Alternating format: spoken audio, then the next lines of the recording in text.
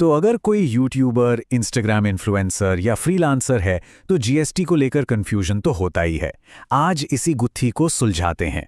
देखिए, ये सिर्फ बड़े बिजनेस के लिए नहीं है, ये किसी भी क्रिएटर के करियर का एक बहुत ज़रूरी हिस्सा हो सकता है। अगर ब्रांड डील्स या फिर गूगल एडसेंस से होने वाली कमाई लगातार बढ़ रही है तो समझ लीजिए ये विश्लेषण एकदम सही जगह पर पहुंचा है। यहां से ध्यान देना बहुत जरूरी हो जाता है। जी हाँ, अब वक्त आ गया है जीएसटी को समझने का।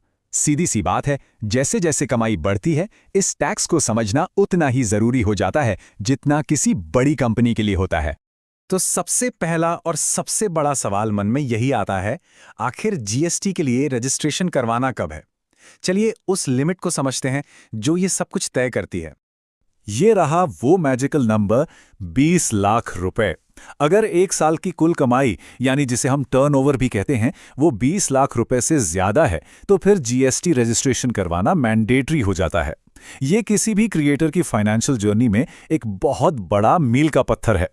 तो सबसे जरूरी बात क्या है? 20 लाख की लिमिट पार होते ही रजिस्ट्रेशन करवाना ही होगा। लेकिन हाँ, इसमें एक छोटा सा पेच है। कुछ नॉर्थ ईस्ट के राज्यों में ये लिमिट कम होकर 10 लाख रुपए हो जाती है। और एक बात साफ समझ लीजिए, इससे कोई फर्क नहीं पड़ता कि ब्रांड आपके राज्य से बाहर का है। असली चीज जो देखी जाती है वो है आपका कुल टर्नओवर। ठीक है, तो रजिस्ट्रेशन कब करना है ये तो समझ आ गया, लेकिन अब सवाल ये है कि टैक्स देना कितना है। चलिए अब सीधे जीएसटी रेट की बात करते हैं। तो डिजिटल क्रिएटर्स और फ्रीलांसरों की ज्यादातर सेवाओं पर 18% का स्टैंडर्ड जीएसटी रेट लगता है। बस जब भी कोई इनवॉइस बनाए तो इस नंबर को याद रखना है। अच्छा, अब यहाँ एक मजेदार ट्विस्ट है। क्लाइंट कहाँ का है इससे बहुत बड़ा फर्क पड़ जाता है। इस स्लाइड पर जो कंपैरिजन है उसे जरा ध्यान से देखिए।